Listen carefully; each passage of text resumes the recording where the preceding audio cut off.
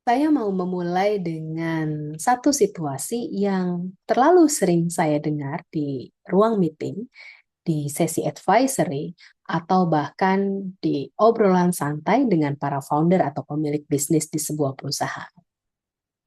Tes sudah lengkap, interview sudah berlapis, panel interviewnya juga sudah lintas fungsi, asesmennya juga sudah pakai konsultan. Lalu jedanya sebentar. Dan kalimat berikutnya hampir selalu hampir sama. Tapi entah kenapa ya, 6 bulan kemudian orangnya tidak perform seperti yang diharapkan, tidak seperti yang dibayangkan. Dan biasanya kalimat seperti itu ditutup dengan nada bingung. Kok bisa ya kita salah rekrut orang lagi?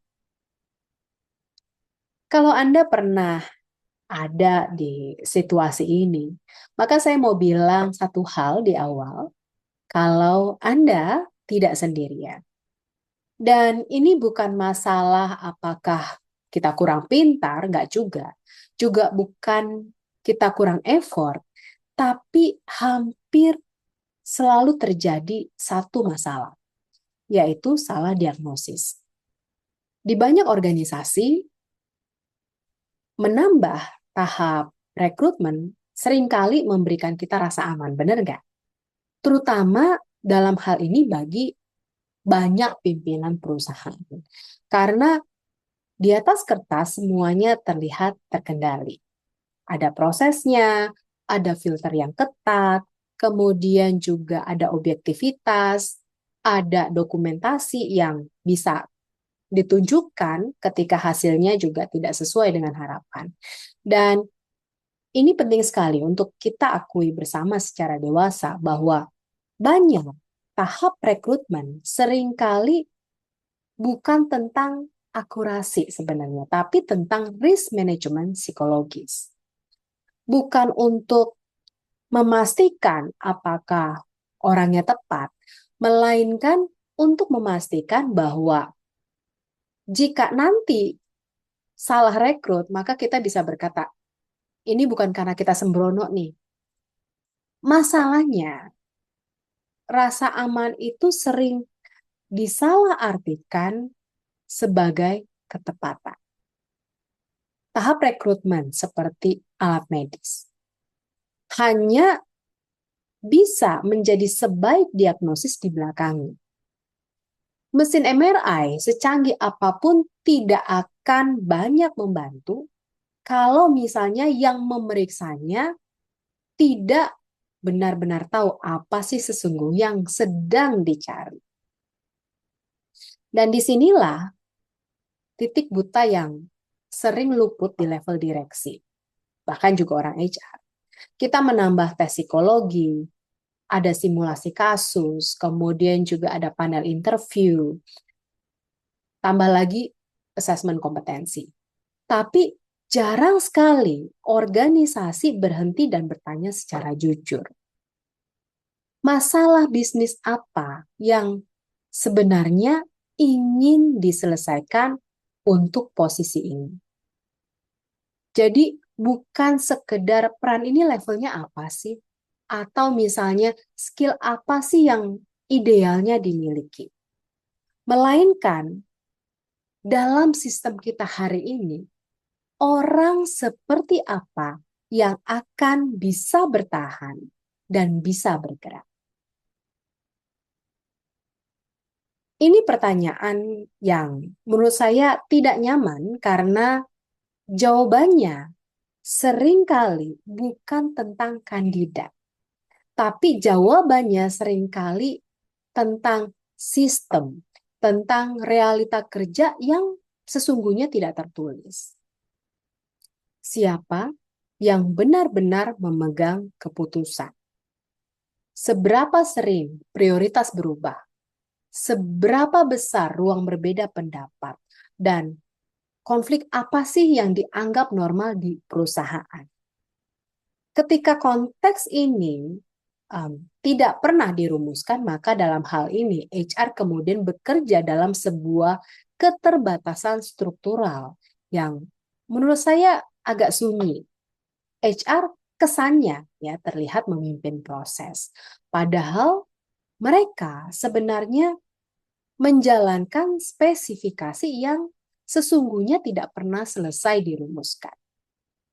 Mereka diminta mencari orang yang tepat untuk sebuah sistem yang sebenarnya juga belum jelas apa yang benar-benar dianggap tepat.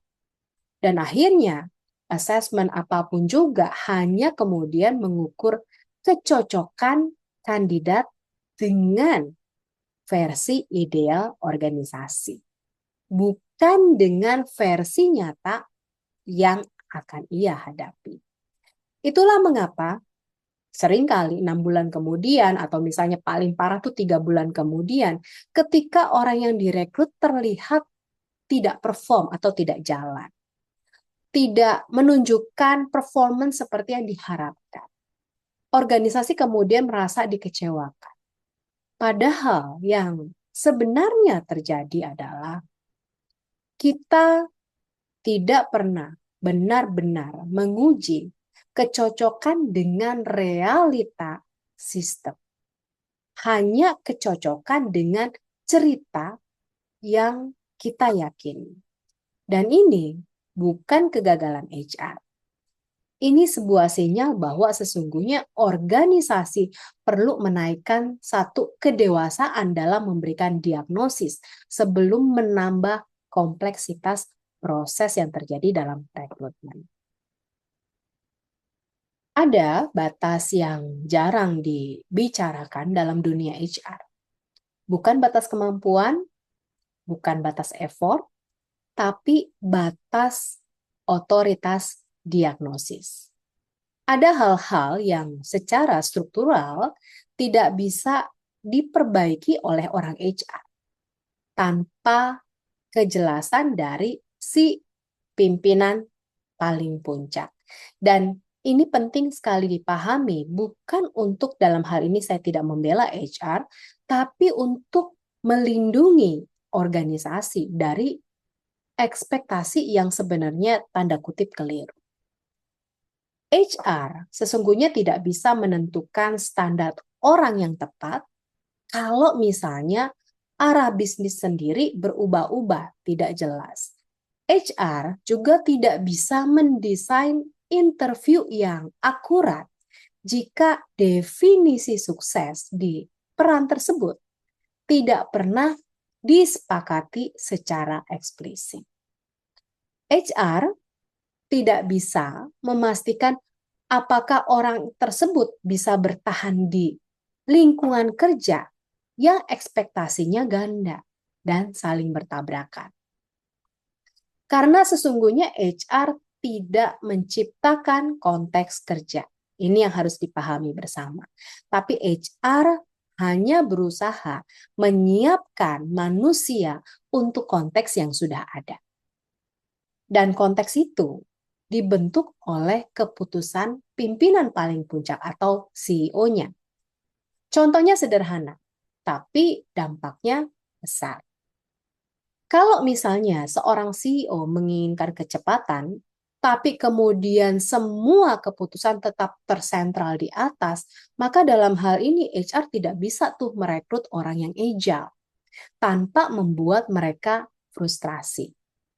Kemudian jika CEO menginginkan ada yang namanya sense of ownership, tapi setiap kali kesalahan kecil dihukum secara personal, maka HR tidak bisa merekrut talent yang punya ownership driven tanpa melihat mereka cepat defensif. Lalu juga jika CEO menginginkan yang namanya inisiatif dan keberanian berbeda pendapat, tapi ternyata realitanya sehari-hari malah mendorong orang untuk dalam tanda kutip harus patuh dan hati-hati, maka dalam hal ini HR tidak bisa menemukan kandidat yang akan fit dalam beberapa bulan, lebih daripada 6 bulan. Bukan karena orangnya yang salah, tapi karena memang sistemnya yang kontradiktif. Dan HR dalam hal ini menurut saya berada dalam posisi yang paling sulit. Diminta menjanjikan sesuatu yang tidak sepenuhnya berada dalam kendali mereka. Inilah yang jarang disadari oleh para pimpinan di perusahaan. Setiap kali HR diminta, cari deh orang yang tepat. HR sesungguhnya bertanya nih dalam diam-diam, tepat untuk sistem yang seperti apa sih sebenarnya? Jika jawaban itu tidak jelas, maka HR kemudian akan mengambil jalan yang dalam tanda kutip aman. Menguji kompetensi umum, kemudian menilai sikap yang sifatnya normatif, memilih kandidat yang terlihat adaptif. Dalam hal ini bukan karena HR-nya tidak strategis, tapi karena memang resiko terbesar itu bukan pada salah memilih orang, melainkan pada salah membaca konteks yang tidak pernah dijelaskan secara jujur. Dan ketika 6 bulan kemudian orang itu terlihat ya tanda kutip nggak perform gitu ya, kita menyebutnya sebagai aduh salah rekrut nih. Padahal yang lebih akurat adalah organisasi belum memberikan kejelasan yang cukup bagi HR. Dalam hal ini adalah untuk membuat keputusan yang benar-benar presisi.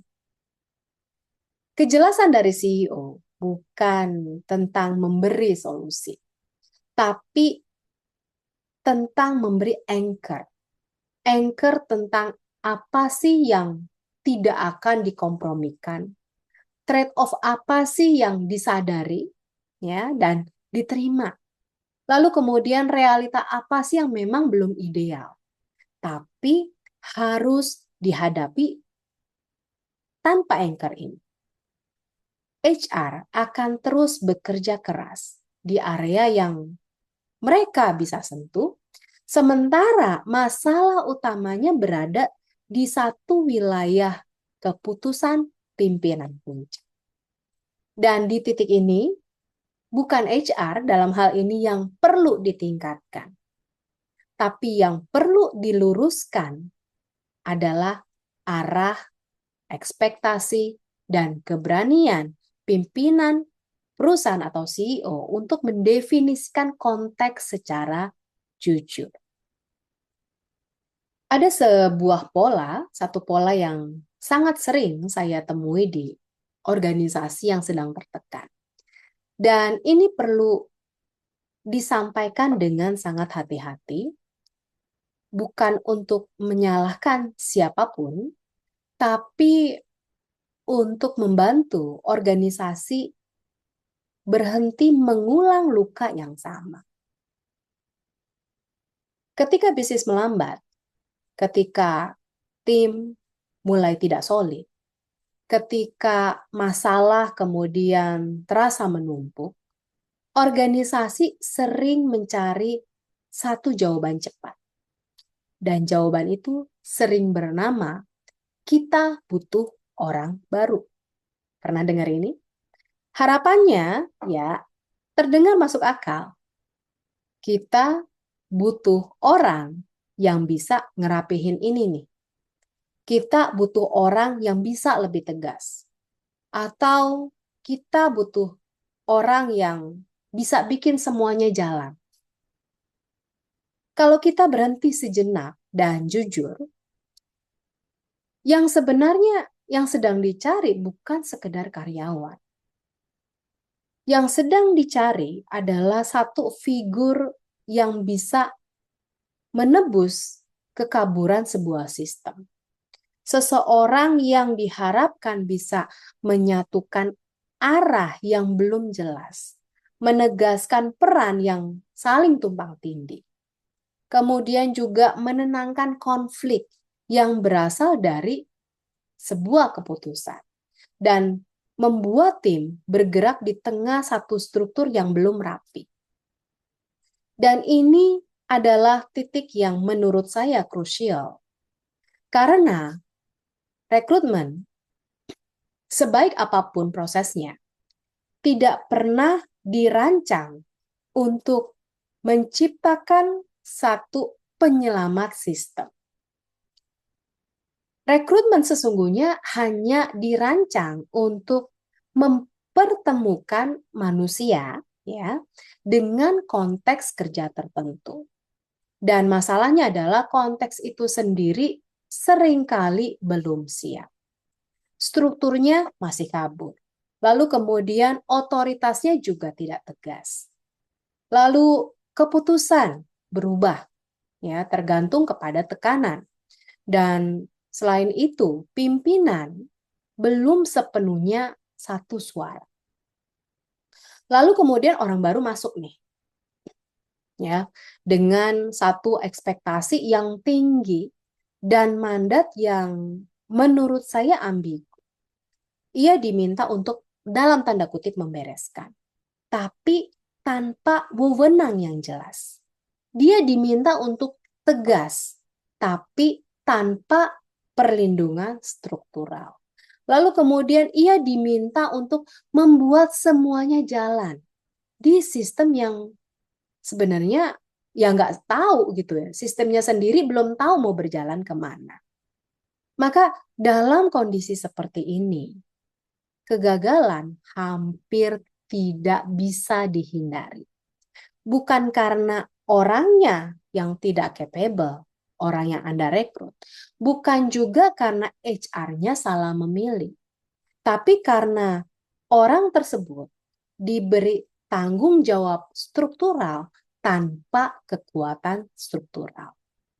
Dan ketika akhirnya kemudian orang tersebut, karyawan yang Anda rekrut itu kelelahan, mulai defensif, atau kemudian memilih bertahan secara minimal, organisasi kemudian menarik sebuah kesimpulan yang sangat cepat. Salah rekrut. Padahal yang tidak pernah benar-benar dilakukan adalah mendiagnosis sistem yang ia masuki. Ini penting untuk dipahami, terutama di level manajemen. Setiap kali rekrutmen digunakan untuk menutupi kekurangan sistem, maka organisasi sebenarnya sedang menunda sebuah percakapan yang seharusnya terjadi di level pimpinan atau level manajemen. Dan selama itu terjadi, maka rekrutmen sesungguhnya akan terus terasa seperti dalam tanda kutip perjudian. Kadang berhasil sebentar, sering mengecewakan di belakang. Bukan karena dalam hal ini prosesnya yang kurang ketat, tapi karena harapan yang dititipkan tadi kepada HR tidak pernah sepadan dengan realita yang disiapkan. Nah, kalau sebelumnya saya bicara tentang bagaimana rekrutmen sering dijadikan tempat dalam hal ini menitipkan harapan yang seharusnya ditanggung oleh sistem, maka di sini kita akan melihat apa yang terjadi setelah orang tersebut, orang yang direkrut benar-benar masuk. Dan menurut saya ini satu bagian yang sering terasa tidak nyaman ya untuk dibicarakan karena jauh lebih mudah menyalahkan individu daripada mengakui bahwa sistem kita sendiri belum cukup matang. Saya pernah melihat kandidat yang secara objektif sangat solid, kompetensinya juga kuat, ya, reflektif secara emosi, matang secara emosi, dewasa dalam cara berpikir, kemudian juga tidak reaktif, tidak defensif di awal. Nah, orang seperti ini biasanya terlihat aman untuk direkrut, setuju nggak? Tapi kemudian, 6 bulan kemudian polanya hampir selalu sama. Orangnya merasa lelah. mulai defensif, dan perlahan-lahan kehilangan arah. Pertanyaannya bukan kenapa dia berubah, tapi pertanyaan yang lebih jujur adalah lingkungan seperti apa sih sebenarnya yang dia masuki. Karena seringkali realita kerja yang ia hadapi tidak pernah benar-benar diungkapkan di proses rekrutmen. Di interview, kita berkata, di sini kita kolaboratif kok, tapi di lapangan keputusannya tetap satu arah. Dan suara kritis dianggap sebagai masalah sikap yang negatif. Di interview kita berkata nih, di perusahaan kita sangat agile loh. Tapi di lapangan, approval berlapis. Kemudian keputusannya lambat. Dan perubahan dianggap sebagai gangguan. Lalu di interview kita berkata, di sini kita menghargai yang namanya inisiatif.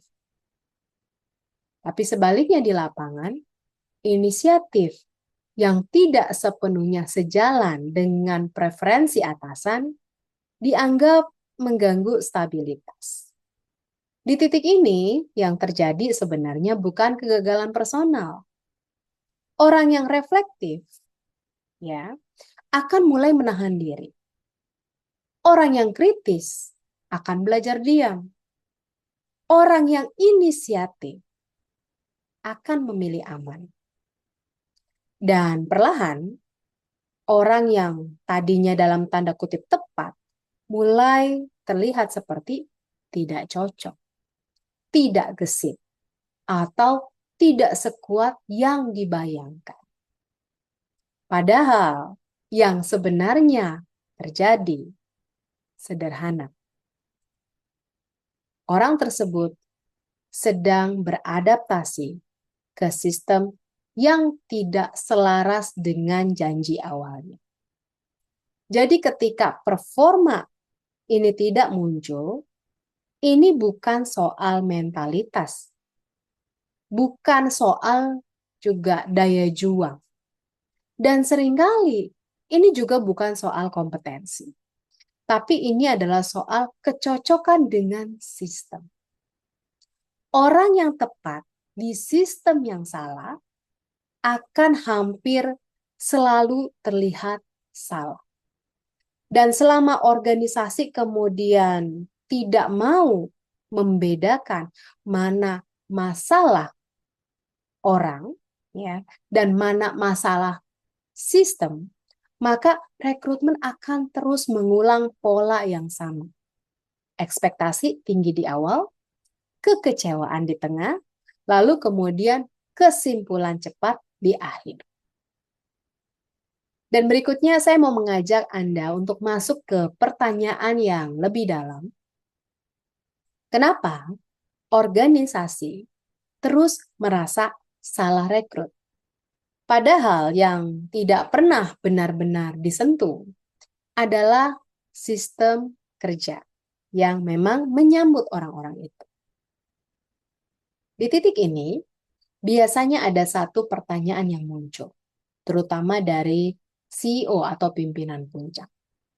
Kalau begitu, bagaimana kita tahu ini masalah orang atau masalah sistem?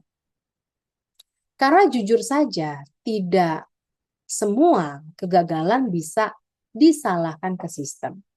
Dan tidak semua masalah bisa diselesaikan dengan mengganti orang yang ada di perusahaan. Maka disinilah banyak organisasi kemudian terjebak. Karena tidak punya satu lensa untuk membedakan keduanya. Sekarang mari kita pelankan sebentar. Saya ingin Anda membayangkan bukan sebagai HR, bukan juga sebagai seorang atasan, tapi sebagai seorang dokter organisasi. Pertanyaan pertama selalu sederhana. Jika orangnya diganti, apakah masalahnya ikut hilang? Kalau dalam 12 sampai 18 bulan terakhir, posisi yang sama bermasalah berulang, keluhan yang sama terus muncul, dan tekanan yang sama tetap ada, maka kemungkinan besar yang sedang Anda lihat bukan masalah individu. Itu adalah systemic signal. Orang boleh berganti, tapi polanya tetap sama. Dan polanya hampir selalu lahir dari sistem, bukan dari seorang individu atau karyawan Anda. Kemudian, pertanyaan yang kedua, yang menurut saya lebih sunyi, tapi jauh lebih jujur. Apa yang terjadi pada orang-orang baik ya, yang masuk ke sistem ini? Bukan superstar, bukan hero, tapi orang-orang yang punya niat baik, punya kapasitas yang cukup, dan juga yang mau belajar. Apakah mereka berkembang, atau malah mereka justru mengecil? Apakah mereka makin berani, atau makin hati-hati? Kalau organisasi secara konsisten mengubah orang yang sehat kemudian menjadi orang yang defensif, itu bukan soal kualitas rekrutmen. Itu tanda bahwa sistemnya sedang menghukum perilaku yang diharapkan. Banyak organisasi berkata, kami menghargai kolaborasi. Masih ingat? Tapi pertanyaannya bukan itu. Pertanyaannya, apa yang benar-benar diberi reward? Apakah memang yang cepat menyelesaikan atau yang aman secara politik? Apakah yang berani bicara atau yang paling patuh? Apakah yang memecahkan masalah atau yang tidak bikin atasan terganggu? Sistem tidak pernah berbohong. Dia selalu memberi sinyal tentang perilaku yang aman dan perilaku apa sih yang berisiko. Dan dalam hal ini, tentunya sebagai seorang individu, seorang manusia, akan menyesuaikan diri dengan cepat. Lalu pertanyaan keempat ini juga jarang ditanyakan, padahal dampaknya besar. Apakah sistem ini mewariskan kejelasan atau malah kebingungan? Sekarang mari coba lihat, apakah keputusan konsisten? Apakah prioritas yang ada stabil? Apakah perubahan dijelaskan atau malah hanya diumumkan? Orang yang capable, ya, yang mampu bekerja akan tetap gagal di sebuah lingkungan yang targetnya seringkali berubah-ubah. Otoritasnya yang kabur atau nggak jelas, dan juga ekspektasinya tidak pernah disepakati secara eksplisit. Bukan karena mereka tidak mampu, tapi karena mereka dipaksa untuk berlari di sebuah lantai yang bergerak, yang terus bergerak dan tidak jelas. Dan yang ini adalah pertanyaan terakhir Anda sebagai dokter organisasi. Dan paling personal tentunya.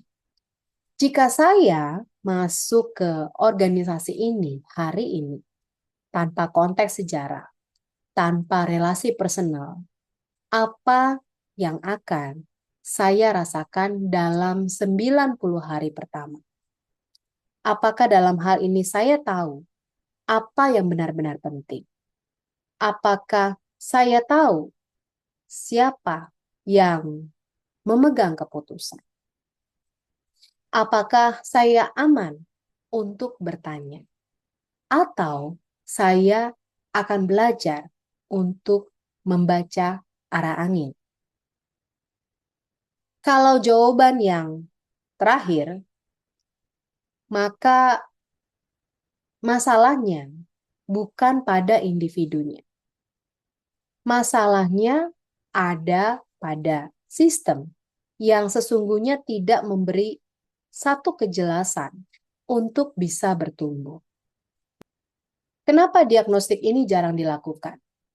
Karena jujur saja, mendiagnosis sistem lebih menantang daripada kemudian mengganti orang dengan orang yang baru. Mengganti orang itu cepat, terlihat tegas, betul nggak? Terlihat action oriented. Kemudian juga menyentuh sistem yang pelan, ya, butuh kejelasan. Dan seringkali menyentuh satu keputusan level atas. Ini yang krusial. Dan disinilah peran HR seharusnya berubah. Bukan sebagai eksekutor sebuah program, tapi sebagai organizational diagnostician. Dan peran CEO juga perlu bergeser dalam hal ini. Bukan hanya bertanya siapa yang salah, ya, tapi mulai bertanya sistem seperti apa yang sedang kita ciptakan. Maka kalau saya boleh merangkum dari pengalaman praktek di lapangan dan juga advisory, maka ada beberapa hal yang menurut saya perlu diperhatikan, yaitu berhenti berharap rekrutmen akan menyelesaikan masalah kepemimpinan di perusahaan Anda. Kedua, berhenti menambah tahap rekrutmen tanpa Anda memperjelas konteks kerja nyata. Kemudian yang ketiga, berhenti menyalahkan HR atas kegagalan sistem lintas fungsi. Dan berikutnya adalah berhenti merekrut berdasarkan versi ideal organisasi, bukan versi aktualnya. Maka kesimpulannya adalah rekrutmen yang matang bukan soal seleksi yang paling tepat, bukan yang paling ketat, tapi soal kejujuran sistem. Jujur tentang siapa sih kita sebenarnya hari ini. Tekanan apa sih yang nyata? Dan kemudian juga perubahan apa yang benar-benar siap kita lakukan. Kalau organisasi Anda terus mengalami pola salah rekrut yang sama, maka itu bukan sinyal untuk menambah effort dalam proses rekrutmen. Tapi itu adalah sinyal bahwa ada sebuah percakapan strategis yang belum pernah benar-benar dilakukan. Dan kalau organisasi Anda terus merasa sudah merekrut orang yang tepat, tapi hasilnya tidak pernah stabil, mungkin yang perlu diperbaiki bukan cara memilih orang, tetapi yang perlu diperbaiki adalah cara organisasi dalam menyambut dan mengarahkan mereka. Dan menurut saya itulah pekerjaan yang tidak bisa diselesaikan dengan sebuah template atau sebuah program instan. Itu butuh diagnostik. Dan itu butuh sebuah keberanian, yaitu keberanian Anda sebagai penggerak organisasi.